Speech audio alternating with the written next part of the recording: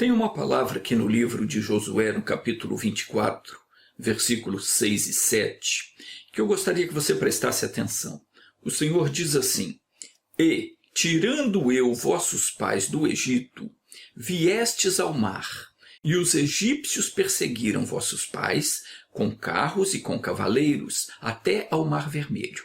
E clamaram ao Senhor, que pôs uma escuridão entre vós e os egípcios, e trouxe o mar sobre eles, e os cobriu, e os vossos olhos viram o que eu fiz no Egito. Depois habitastes no deserto muitos dias. Aqui Deus está lembrando aos israelitas, através de Josué, a obra que ele havia feito para libertar o seu povo da escravidão. E Deus sempre usa alguém para nos lembrar de algo que ele tenha feito em nosso benefício. Isso que aconteceu foi colocado na Bíblia, não apenas para que nós soubéssemos do que Deus fez no passado, mas principalmente para que saibamos que ele tem poder para fazer o que for necessário para nos libertar do império das trevas.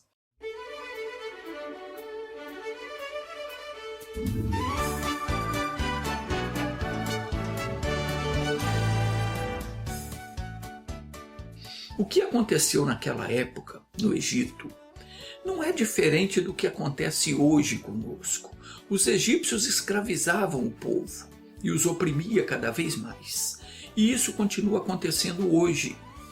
As pessoas se consideram livres, mas elas continuam sendo escravas. Tem muita gente oprimida pelo diabo, carregando fardos pesados. São pessoas que estão sofrendo com dores pelo corpo, enfermidades que não se curam, problemas no casamento, problemas nas finanças, problemas com os filhos e muitos outros problemas que impedem a pessoa de se realizar e de ser feliz de verdade.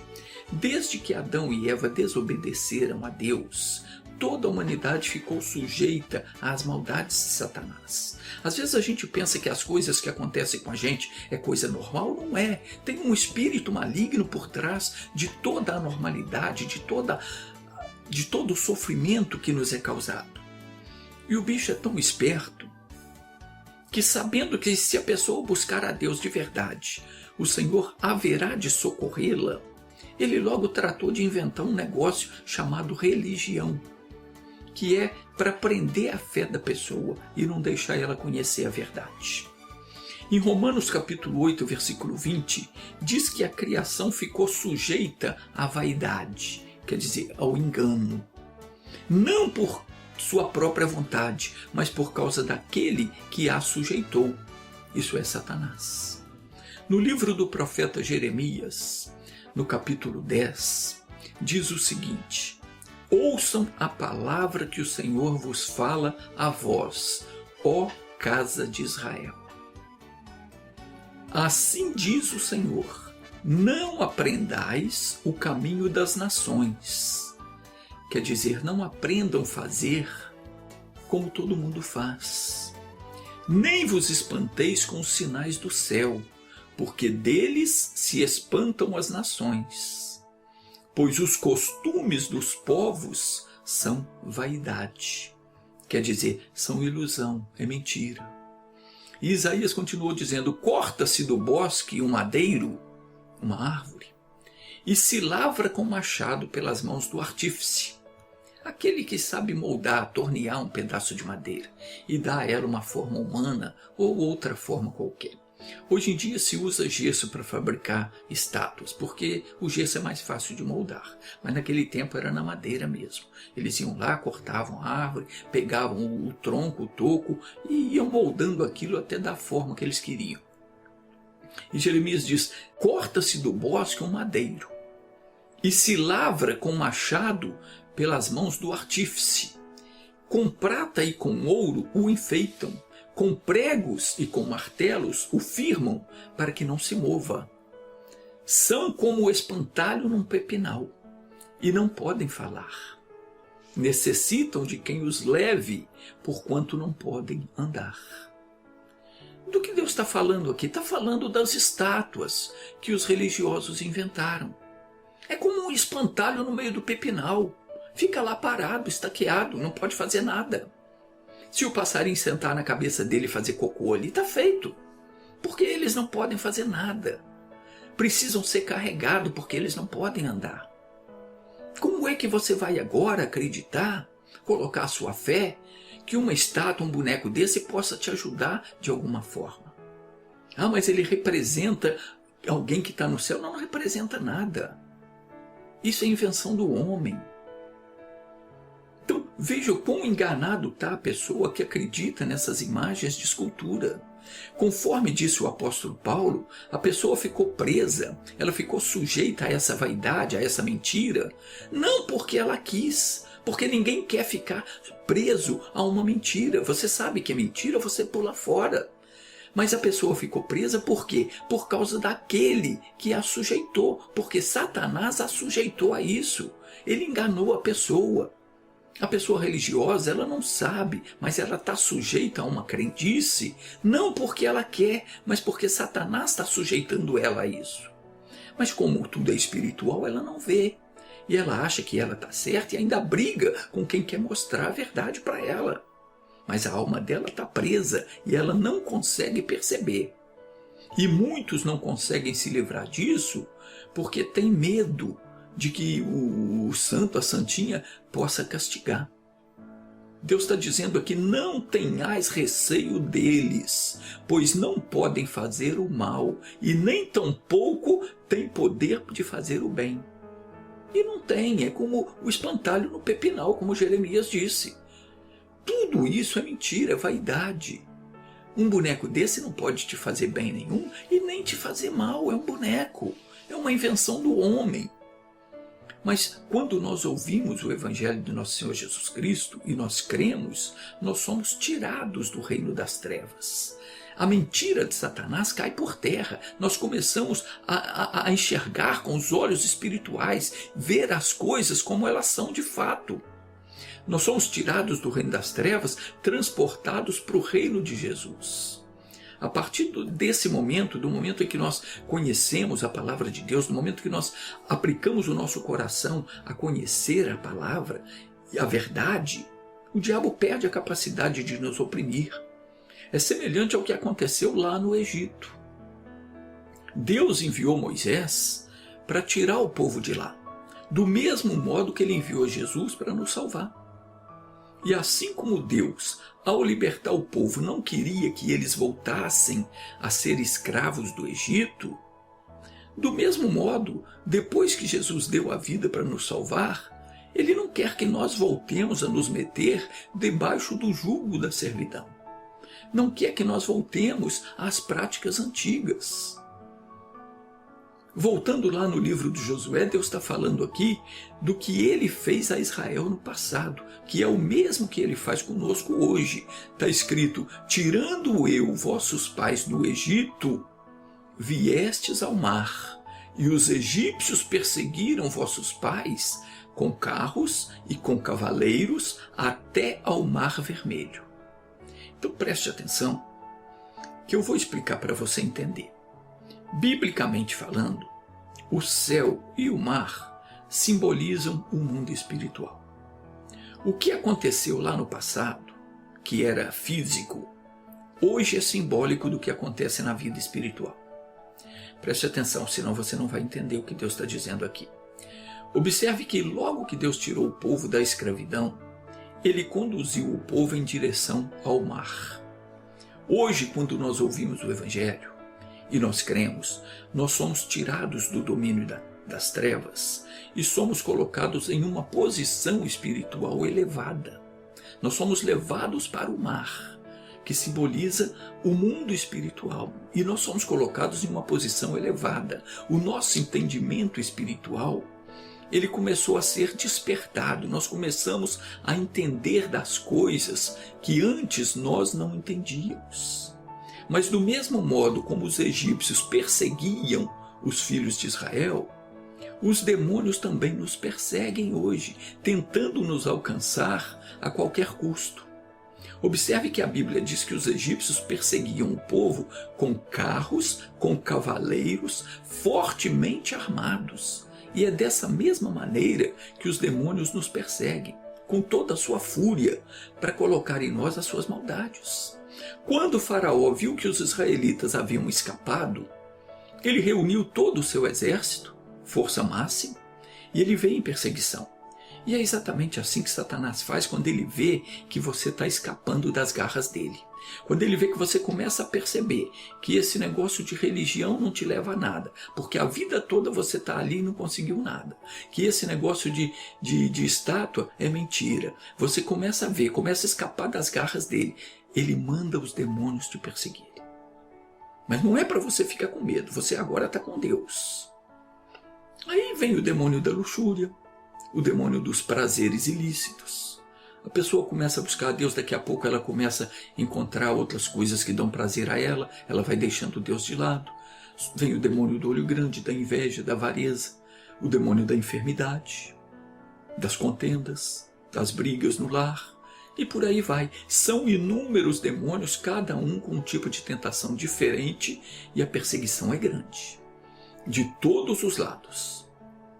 Israel se viu cercado pelo exército de Faraó e aparentemente não tinha solução. E isso muitas vezes acontece conosco. A gente ouve o Evangelho, crê em Jesus, as coisas começam a caminhar bem, a vida começa a melhorar, de repente surge algo inesperado. São os demônios te perseguindo. É uma doença, um prejuízo financeiro, um problema com os filhos, ou no casamento, ou muitas vezes a gente não vê saída. Mas, meu irmão, minha irmã, com Deus tem sempre uma saída. Veja o que Deus fez. Vamos para Êxodo capítulo 14, no versículo 10, diz assim: E chegando Faraó, os filhos de Israel levantaram os seus olhos, e eis que os egípcios vinham atrás deles, e temeram muito.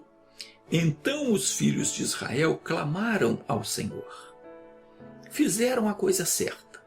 Sempre que você se vê encurralado por uma necessidade qualquer, por um tipo de mal qualquer, clame a Deus.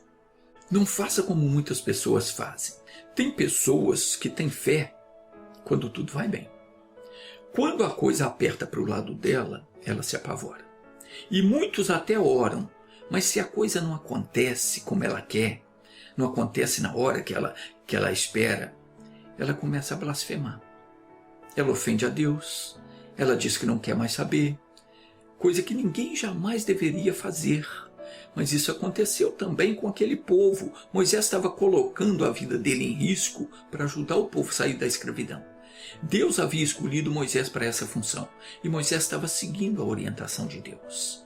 Mas muitos dos israelitas, quando eles viram que Faraó vinha furioso atrás deles, eles tiveram medo. E eles não confiaram no Deus Todo-Poderoso. E eles falaram mal contra Moisés. E disseram a Moisés: não havia sepulcros no Egito para nos tirares de lá, para que morramos nesse deserto? Por que nos fizeste isto, que nos tens tirado do Egito? Não é essa a palavra que te temos falado no Egito, dizendo: deixa-nos que sirvamos aos egípcios? Pois que melhor nos fora servir aos egípcios do que morrermos no deserto? Moisés, porém, disse ao povo: não temais, estai quietos e vede o livramento do Senhor que hoje vos fará. Porque aos egípcios que hoje vistes, nunca mais vereis para sempre. O Senhor pelejará por vós e vos calareis. E Moisés então foi orar a Deus. Então o Senhor disse para Moisés: por que clamas a mim? Diz aos filhos de Israel que marchem. E tu levanta a tua vara, estende a tua mão sobre o mar e fende-o, para que os filhos de Israel passem pelo meio do mar em seco. Aqui em Josué, voltando para Josué 24, versículo 7, diz que quando os filhos de Israel clamaram, o Senhor pôs uma escuridão entre eles e os egípcios. de forma que os egípcios não conseguiam avistá-los. O que aconteceu, na verdade, é que o anjo de Deus que ia adiante do exército de Israel, ele se retirou e passou a ir atrás deles. E também a coluna de nuvem se retirou de diante deles e se pôs atrás deles. E ia entre o campo dos egípcios e o campo de Israel. E a nuvem era escuridão para os egípcios, mas clareava a noite para os filhos de Israel, de modo que em toda a noite os egípcios não conseguiram alcançar os israelitas. Naquela noite, Deus fez soprar um vento tão forte, mas tão forte, que separou as águas do mar, fazendo com que se abrisse um caminho no meio do mar, por onde os filhos de Israel puderam atravessar, em seco. Formaram-se duas colunas imensas de um lado e de outro, e não se fecharam até que o último israelita atravessou. Agora, o interessante mesmo é que esse vento era um vento inteligente. Qualquer vento com força capaz de separar as águas, de forma a abrir um caminho no meio do mar, certamente seria forte o bastante para arrastar tudo o que tivesse pela frente. Mas isso não aconteceu. O vento não tirou do chão sequer uma criança. Ele agiu somente no mar, não atingiu sequer um israelita. Não levantou nenhum menino do chão. Vento inteligente esse. E ele tinha ordens para não fazer mal ao povo de Deus, e não fez. Quando Deus opera, não tem esse negócio de efeito colateral. O anjo de Deus, ele entra numa batalha, ele consegue livrar você sem te causar qualquer mal, mas o inimigo cai por terra. O anjo de Deus, ele é capaz de fazer uma cirurgia precisa no nosso corpo. No meio de milhões de células, ele tira dali as que estão doentes, contaminadas, e ele faz isso de modo tão preciso que não deixa nenhuma sequela, nada. Tudo é feito com perfeição. Isso ocorre numa fração de segundos, uma fração milimétrica de segundos. É não abrir e fechar de olhos. Quando nós cremos e fazemos uso do nome de Jesus, ele vem e realiza o milagre. Nos próximos dias eu vou ensinar como você deve usar o nome de Jesus. Quando nós usamos, ele vem e realiza o milagre. Esse é o nosso Deus. Ele é grande em poder, ele é tremendo em obras. Deus cujo prazer é nos fazer o bem. Deus que faz coisas terríveis e maravilhosas. Meu irmão, minha irmã, você pode procurar em todas as religiões, em todas as nações do mundo, você não vai encontrar um Deus tão poderoso como o Senhor nosso Deus. Conforme diz o profeta Isaías, no seu capítulo 64, versículo 4, porque desde a antiguidade não se ouviu, nem com os ouvidos se percebeu, nem com os olhos se viu, um Deus, além do Senhor, que trabalhe para aquele que nele espera. É isso, meu irmão. O nosso Deus, ele trabalha para o nosso bem. Aquele que confia em Deus pode ter certeza, o Senhor está trabalhando para o meu bem. Voltando então ao Josué 24, o versículo 7 diz assim: E clamaram ao Senhor, que pôs uma escuridão entre vós e os egípcios. Meus irmãos, quando nós estamos sendo atacados pelo mal, o que nós temos que fazer é clamar a Deus, porque Ele deu a sua palavra, que nos responderia quando nós clamássemos. Isso está escrito lá no livro do profeta Jeremias. O Senhor disse: clama a mim e responder-te-ei. Anunciar-te-ei coisas grandes e firmes que não sabes. Então, se você se viu em aperto, clame. Quando amanheceu, os egípcios vieram atrás do povo de Deus e entraram no mar atrás dos israelitas, com seus carros, os seus cavalos e todo o exército de Faraó. E seguiram os filhos de Israel até o meio do mar. Nesse meio tempo, Deus criou um alvoroço tremendo entre os soldados de Faraó. Diz em Êxodo capítulo 14, versículo 24, Deixa eu ler aqui que é melhor, está escrito assim. E aconteceu que, na vigília daquela manhã, ou seja, no amanhecer, o Senhor na coluna de fogo e de nuvem viu o campo dos egípcios e alvoroçou o campo dos egípcios e tirou-lhes as rodas dos seus carros e fê-los andar dificultosamente. E então disseram os egípcios: fujamos da face de Israel, porque o Senhor por eles peleja contra os egípcios. Na hora que eles viram a coisa feia, Deus começou a tirar a roda das carroças e eles ficaram apavorados. A hora que eles viram o que estava acontecendo, eles falaram: vamos fugir, porque Deus está pelejando contra nós. E disse o Senhor a Moisés: estende a tua mão sobre o mar, para que as águas tornem sobre os egípcios. Quando eles quiseram fugir, já era tarde demais. Deus falou para Moisés: estende a tua mão para que as águas tornem sobre os egípcios, sobre os seus carros, sobre os seus cavaleiros. Então Moisés estendeu a sua mão sobre o mar, e o mar retomou a sua força ao amanhecer. E os egípcios fugiram ao seu encontro. E o Senhor derrubou os egípcios no meio do mar, porque as águas, tornando, cobriram os carros e os cavaleiros de todo o exército de Faraó, que os haviam seguido no mar. E nem ainda um deles ficou. Mas os filhos de Israel foram pelo meio do mar em seco, e as águas foram-lhe como um muro à sua mão direita e à sua esquerda. Assim o Senhor salvou Israel naquele dia da mão dos egípcios. E Israel viu os egípcios mortos na praia do mar. E viu Israel a grande mão que o Senhor mostrara aos egípcios. E temeu o povo ao Senhor, e creu no Senhor e em Moisés, seu servo. Agora voltando em Josué, vamos voltar lá, versículo 7 ainda.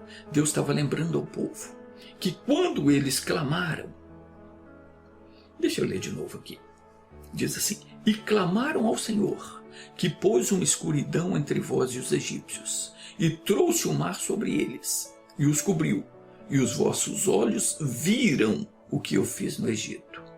Depois habitastes no deserto muitos dias. Aqui duas coisas me chamou a atenção, por isso é que eu estou repetindo aqui. Eu quero explicar isso para você. Duas coisas que me chamou a atenção. Primeiro, que Deus disse: os vossos olhos viram o que eu fiz no Egito. Meus queridos, os nossos olhos têm que ver. Não adianta a gente ficar dizendo que acredita que Deus faz, se Deus não fizer. Ele tem que fazer e nós temos que ver a obra feita. Por quê? Porque se no passado Deus operou milagres e fez grandes obras, hoje não pode ser diferente. O Senhor disse: eu, o Senhor, não mudo. E Ele não mudou. Ele continua operando milagres, continua fazendo maravilhas. Os nossos olhos têm que ver isso, precisam ver o agir de Deus do mesmo modo como os israelitas viram o que Deus fez. Nós temos que ver Deus operar na nossa vida. Mas muitos de nós não estamos vendo. Muita gente vai dizer que o que falta é fé, mas o que está faltando de verdade não é só fé. É o desejo sincero de nos envolvermos mais com o Senhor. Nós buscamos a Deus só de vez em quando. Nós quase não lemos a Bíblia, quase não oramos, não nos santificamos. A gente quase não tem tempo para Ele. Nós vivemos mais preocupados com os cuidados do mundo do que em nos consagrar para sermos usados por Ele. Deus não mudou. Ele quer continuar fazendo os milagres, curando paralíticos, cego, surdo, mudo, aleijado, e Ele quer fazer isso diante dos nossos olhos. E fará, se nós crermos de fato, porque Deus não mudou. Ele é o mesmo. Não existe sequer uma pessoa no mundo que não tenha direito de ser abençoado. Muitas vezes o diabo coloca na cabeça da pessoa que ela já fez tanta besteira que agora ela não tem mais direito, que se ela clamar Deus não vai ouvir. Conversa do capeta. Os israelitas clamaram e o Senhor ouviu e os livrou. Meu querido, Jesus conquistou a bênção para todos nós. O problema é que muitos não querem aceitar o que ele tem para oferecer. Tem gente que se agarra na religião. A pessoa diz, não, porque a minha religião diz isso, eu não vou mudar de religião, eu nasci nessa religião, eu vou morrer nela. Você está enganado pelo capeta. Você não nasceu em religião nenhuma, acorda. Você nasceu puro. Depois que os seus pais te levou para a religião e você então adotou aquelas práticas ali, você foi sendo enganado. Do mesmo jeito que ninguém nasce bandido, você não nasceu em religião. Todo mundo nasce santo, mas depois a pessoa é influenciada pelo meio em que ela vive. E ela acaba se misturando com pessoas que estão tomadas pelo mal e ela começa a fazer o que não deve. Esquece esse negócio de religião, porque isso está te levando para o buraco. A sua vida está passando e você não vê Deus operar. Você precisa de uma bênção e você reza um monte de coisa e não resolve nada. Meu querido, só há um meio de nós entrarmos na presença de Deus, que é pela palavra. E a palavra é Jesus. E Jesus é a palavra. Ele declarou, eu sou o caminho e a verdade e a vida. Ninguém vem ao Pai senão por mim. Como é que eu vou ao Pai por Jesus? É pela palavra, é na palavra que eu me encontro com Deus. É ali que eu vejo o que Deus está falando para mim. Não se chega a Deus por meio de religião nenhuma. É só por meio da santa palavra. Jesus não falou que eu conseguiria ir a Deus através da mãe dele. Não. Ele não mandou eu pedir para a mãe dele pedir para ele pedir para o pai. Não, nada disso. Ele disse, eu sou o caminho. O caminho, não é um dos caminhos, é o caminho. Só existe esse caminho. Só Jesus. Ele é a verdade, quer dizer, a palavra é a verdade. Tudo que te ensinaram na sua religião é mentira, é falsidade, é engano. Ele falou, eu sou o caminho, você só vai a Deus por mim, pela minha palavra. Eu sou a verdade. Tudo que te ensinaram não é verdade. Tudo o que é verdade está aqui na Bíblia. E ele disse, eu sou a vida. Quem me seguir tem a vida eterna. Ninguém vem ao Pai senão por mim. Então não se chega a Deus por meio de religião. Somente por meio da palavra de Deus, que é Jesus Cristo, nosso Salvador. Outra coisa que me chamou a atenção é que diz aqui, depois habitastes no deserto muitos dias. Às vezes Deus mesmo nos leva para o deserto, como ele levou também Jesus para o deserto, para ser provado. Israel foi para o deserto. Quando Deus tirou Israel da escravidão, levou o povo para o deserto. Então entenda uma coisa, se Deus está deixando você no deserto alguns dias, é porque Ele tem algo importante para te ensinar. Muitas vezes nós nos vemos no deserto. Parece que ninguém está conosco, parece que estamos sozinhos. Você ora, não é respondido. Você busca, não encontra nada. As coisas não dão certo, falta tudo. É o deserto. Nós nunca devemos nos revoltar quando Deus nos dá lições. Às vezes Deus permite que nós passemos pelo deserto para nos ensinar. E nós não devemos nos revoltar com isso. Pelo contrário, nós devemos orar e crer. Porque Ele disse, não te deixarei e não te desampararei. Do mesmo modo como o Senhor foi com Moisés e com Josué, Ele prometeu que seria conosco. E Ele é conosco, desde que não o provoquemos a ira. Claro, ninguém quer viver no deserto. Entenda que eu estou falando de coisas espirituais. O deserto simboliza um lugar onde falta tudo, principalmente água. A água simboliza a presença de Deus. Quando nós estamos no deserto espiritual, falta-nos essa água. Falta para a gente a revelação da palavra. Nós abrimos a Bíblia, nós lemos, mas nós não entendemos, não tem revelação. É porque você está no deserto. Está faltando água. Está faltando a revelação da palavra. A gente ora, a resposta não vem. A gente pede e não recebe. A gente faz o possível e a situação não se resolve. Tudo se torna mais difícil. Isso, às vezes, Deus permite que nós passemos por situações assim na vida, que é para provar a nossa fé e até para nos ensinar como vencer. Mas pode ter certeza, quando nós resistimos e não esmorecemos, não vacilamos, nós superamos as dificuldades. Nós chegamos até o mar, que espiritualmente falando simboliza o mundo espiritual. Quer dizer, a palavra de Deus. Ela se abre para nós. Nós entendemos, nós somos iluminados, recebemos fé e com essa fé nós conseguimos não só escapar dos inimigos que nos estão perseguindo, como também nós veremos a derrota deles. Do mesmo modo como os filhos de Israel viram Faraó e todo o seu grande exército se afogar no mar, nós também haveremos de ver o nosso problema desaparecer diante do poder do nosso Deus. O que simboliza aqui que os inimigos se afogaram no mar, significa que os nossos inimigos estão perdidos diante da palavra de Deus. Quando ouve a palavra de Deus, a enfermidade foge, o problema financeiro desaparece, as brigas no lar somem, os demônios fogem diante da palavra. Todos eles são afogados ali no mar, na palavra de Deus. Eles não resistem ao poder de Deus. Então, seja qual for o problema, quer seja ele de ordem econômica, de ordem sentimental, seja uma enfermidade, um defeito físico, nós vamos orar agora. E você creia.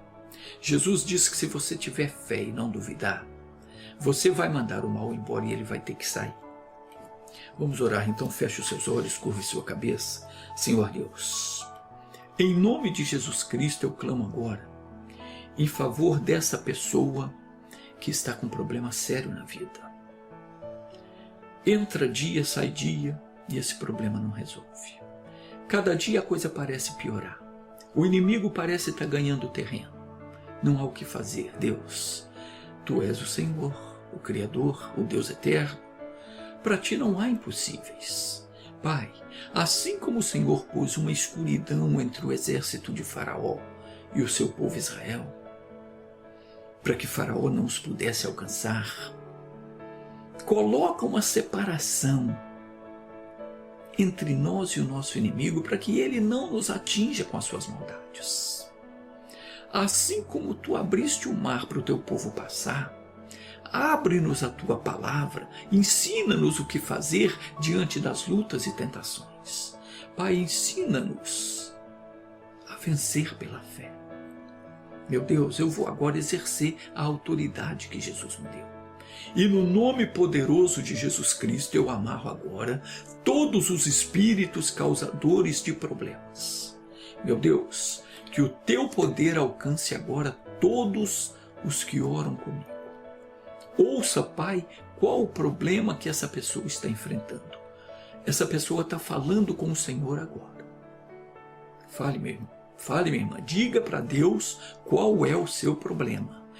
Deus, e esse problema no aparelho digestivo seja agora destruído pelo poder do nome de Jesus. Ainda que seja uma úlcera, uma gastrite, uma infecção, uma bactéria ou algo pior, como um tumor, um câncer, seja lá o que for. Em nome de Jesus está desfeito esse mal agora. Eu falo com você, espírito que se alojou neste corpo, você que causa as dores, que causa enfermidade, seja ela qual for. Em nome de Jesus eu te amarro, te mando, pego o teu caroço, teu inchaço, tua hérnia, tua infecção, tua inflamação, e em nome de Jesus eu desfaço o mal que você já causou. Em nome de Jesus eu te mando, pega tudo que é teu e dê-o fora. E é para sair agora, no nome de Jesus. No nome de Jesus, todo mal, toda dor, toda enfermidade, toda amarração, em nome de Jesus, sai! Senhor, Tu és aquele que traz à existência as coisas que ainda não são. Pois em nome de Jesus Cristo, toca agora, do alto da cabeça à planta dos pés, e recria agora tudo que foi destruído pela enfermidade. Eu determino que agora sejam repostos todos os nutrientes que esse corpo precisa. Que o organismo dessa pessoa recupere agora mesmo. Comece agora a produzir os hormônios, as vitaminas, proteínas, aminoácidos, enzimas e tudo mais o que estiver faltando para o perfeito bem-estar. E você crê, diga, eu recebo essa bênção. Em nome de Jesus. Amém.